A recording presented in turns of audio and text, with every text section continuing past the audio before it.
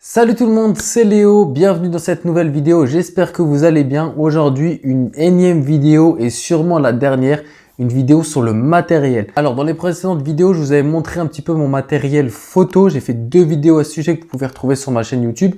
Mais on m'en a posé encore et encore beaucoup de questions. Mais cette fois-ci sur le matériel que j'utilise pour faire les vidéos, comme la vidéo que je tourne actuellement. Donc j'ai eu pas mal de questions sur ça, sur les réseaux sociaux, que ce soit Instagram ou même en commentaire YouTube. Donc c'est pour ça que je me devais de faire cette petite vidéo. Elle va être courte parce que j'ai pas énormément de matériel. Et tout le matériel que j'utilise, je pense que j'en ai pour moins de 500 €. Donc c'est vraiment une bonne base également que je peux vous donner pour commencer les vidéos YouTube ou les vidéos pour les réseaux sociaux de manière générale.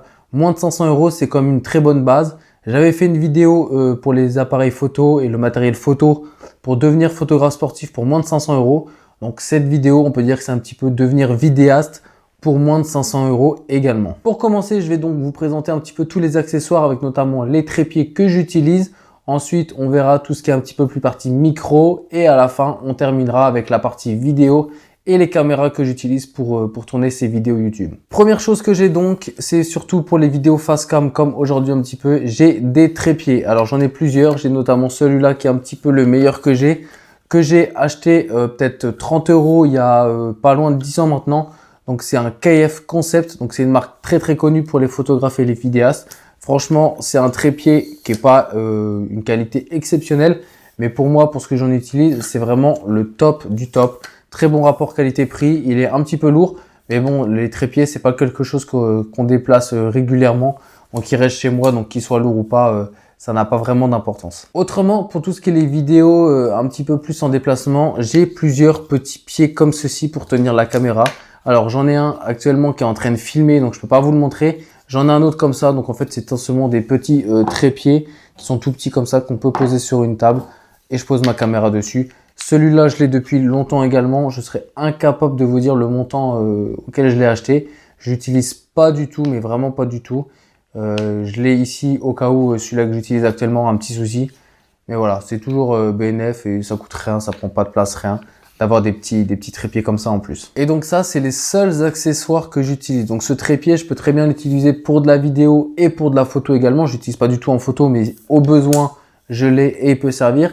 Et le petit trépied que j'ai ici qui tient cette caméra, c'est les seuls accessoires que j'ai. J'ai pas de protection de pluie, j'ai vraiment rien du tout. Pour l'instant, la vidéo, c'est vraiment un loisir. J'ai vraiment très peu de prestations vidéo. Et franchement, les 95% des vidéos que je fais, c'est pour YouTube, c'est pour moi, c'est pour vous apprendre des choses. Enfin, essayer de vous apprendre des choses.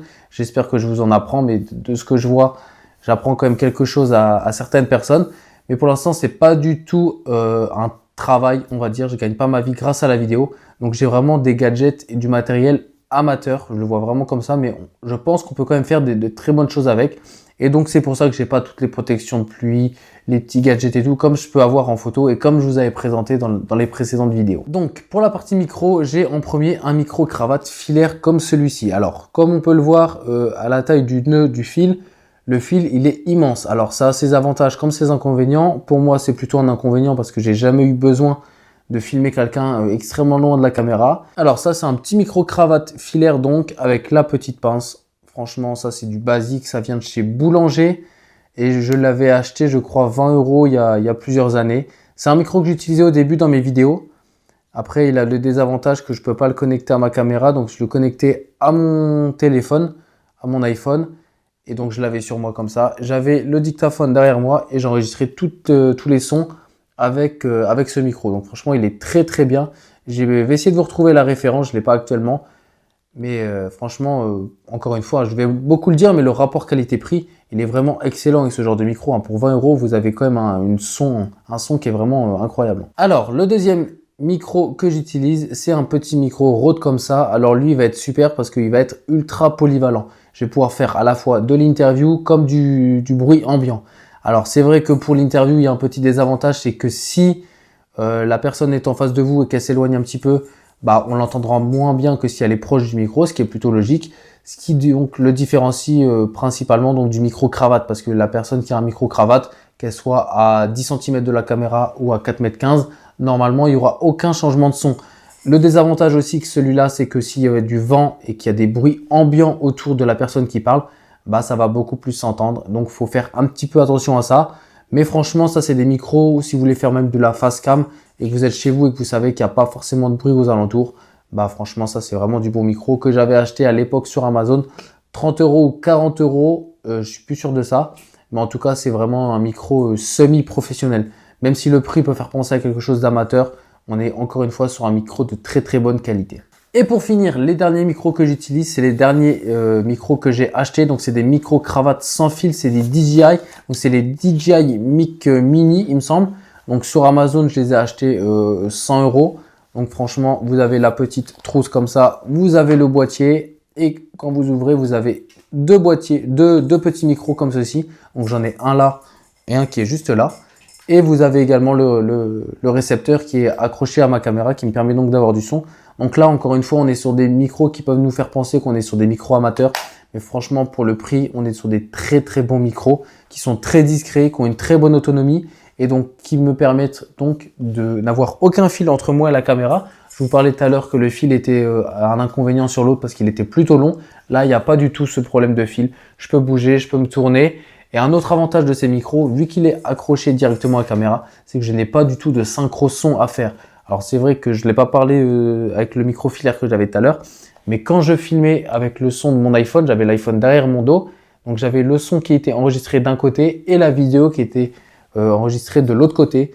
Donc c'est pour ça que je devais faire le petit clap de cinéma pour m'aider à synchroniser le son. Là au moins avec ces micros-là, j'ai aucun souci. Je lance le rec de ma caméra, ça lance le son également. Donc franchement, les DJI Mic Mini, si vous avez 100 €, franchement, foncez. En plus, vous en avez deux.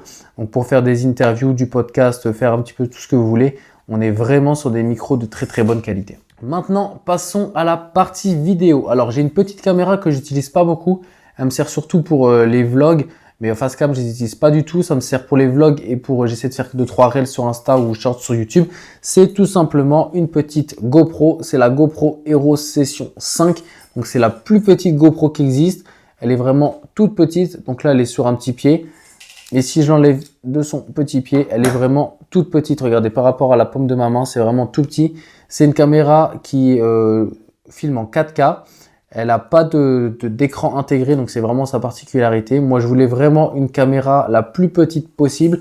Et donc, franchement, avec ça, je suis pas déçu. Elle est vraiment toute petite. Un de ses gros inconvénients, ça va être la batterie. Franchement, vu qu'on est sur une petite caméra, je pense que la batterie à l'intérieur est toute petite. Donc, la batterie, elle tient vraiment pas. En plus, c'est une caméra que j'ai achetée d'occasion. Je crois que je l'ai achetée 70 €, il me semble, si je dis pas de bêtises. Donc, je ne sais pas forcément combien d'années elle a exactement, quelle a été son utilisation. Mais donc, la batterie, elle est pas neuve. Et franchement, faire changer la batterie sur ce genre de caméra, je pense que ça me reviendrait aussi cher que d'en acheter une nouvelle. Mais bon, je suis vraiment content de cette caméra. Une petite GoPro qui filme en 4K. Alors, ils disent que ça filme en 4K. J'ai peut-être un petit peu des doutes dessus. Après, c'est peut-être moi qui la règle un petit peu mal. Mais moi, je l'utilise avec son petit pied comme ça. Je viens la brancher sur mon boîtier juste au-dessus. Et franchement, pour le prix, très bon rapport qualité-prix comme je l'ai dit avant. Alors ensuite, avant de passer à ma caméra principale qui me filme actuellement, j'ai acheté il y a quelques temps un petit drone. Alors ça me sert pas du tout pour mes vidéos pour l'instant. C'est vraiment à titre professionnel et de loisir. Donc j'ai acheté ce petit drone. Donc c'est le DJI Mini 3. Acheté encore une fois sur Amazon. Ouais, je sais, j'achète beaucoup sur Amazon. Mais bon, franchement, on trouve des super prix. Je l'ai acheté 260 € ou 270 €. Donc, vous avez un DJI quasiment avec une qualité professionnelle. Encore une fois, je parle de la qualité. Je ne parle pas des options que le drone a. DJI Mini 3, donc franchement exceptionnel. Je ferai peut-être une vidéo dessus pour, si ça vous intéresse, pour faire un petit peu une présentation plus en détail. Si ça peut vous intéresser. Moi, j'avais jamais fait de drone avant l'achat de ce drone. Je l'ai acheté parce que j'ai vu que franchement pour le prix, en rapport qualité-prix, encore une fois, voilà, faut toujours penser comme ça en rapport qualité-prix quand on n'a pas de gros moyens à mettre dans son matériel. Moi, j'avais jamais fait de drone. J'ai vu que ce drone était à 250 €, qui filmait en 4K, que je pouvais l'envoyer à plusieurs kilomètres de moi, qu'il fait moins de 250 grammes. Donc franchement, au niveau réglementation, je suis plutôt tranquille avec ça. On y reviendra si vous voulez une vidéo présentation de ça. Mais franchement, le drone, exceptionnel. Franchement, je ne l'ai pas utilisé beaucoup de fois. Je dois l'avoir depuis 2 mois, 3 mois maximum. il est exceptionnel. Franchement, je peux déjà vous conseiller ça si vous voulez un drone pas cher, le DJI Mini 3. Vous avez la télécommande comme ça qui est fournie avec. Vous avez juste à venir mettre votre téléphone ici, à télécharger l'application et vous pouvez utiliser vos drones sans trop de problèmes et avec une réglementation qui, on le sait, les réglementations en France, notamment avec les drones, sont assez complexes. Là, avec un drone de moins de 250 grammes, la réglementation est très légère. Donc franchement, si vous débutez dans les drones, franchement, n'hésitez pas à foncer sur le DJI Mini 3. Et pour finir, quelle est ma caméra principale qui me filme actuellement? C'est tout simplement la DJI Osmo Pocket première génération. Alors, je l'ai acheté, tenez-vous bien, 100 € il y a 3 ans maintenant. Franchement, caméra exceptionnelle qui a un micro intégré qui lui est quasiment exceptionnel également. Alors, quand je suis face cam, je préfère avoir un micro cravate parce que je suis plutôt loin de la caméra. Mais quand je fais des vlogs, les 3/4 du temps, j'utilise le micro qui est intégré. Franchement, il est très bon et ça m'évite de me déplacer avec un micro cravate qui a plus de batterie, ceci, cela. La DJI Osmo Pocket, encore une fois, elle filme en 4K. Moi, je filme en 4K, 30 images secondes, ça suffit amplement pour ce que je fais. Elle a une batterie qui est vraiment surprenante, qui tient vraiment longtemps. Là, par exemple, c'est la deuxième vidéo que je tourne avec cette batterie. Et donc là, j'enchaîne avec une deuxième vidéo. Alors, je pense que je peux filmer entre 1h et 1h30 avec cette caméra sans aucun souci. Un autre gros avantage, donc, c'est la particularité des DJI Osmo Pocket, c'est qu'elle est stabilisée. Donc, même si on court, on a vraiment une stabilisation qui est vraiment sympathique. Ça évite également d'avoir une grosse caméra parce que la DJI Osmo Pocket, notamment la première, on a autour, je pense, de 100 grammes, 200 grammes. Donc, franchement, elle tient largement, facilement dans la poche. Pour la balader, la porter à bout de bras, etc., on est vraiment bien. Et encore une fois, la qualité, pour le prix, elle est exceptionnelle. Dedans, vous pouvez mettre une petite carte SD de la capacité que vous voulez. C'est pas une mémoire qui est intégrée à la caméra comme DJI peut faire avec les plus récentes. Là, vous mettez une mini carte SD dedans. Vous choisissez la capacité de votre carte, tout simplement. Ça n'a pas vraiment d'importance. Mais la DJI Osmo Pocket, je recommande également fortement cette caméra si vous débutez.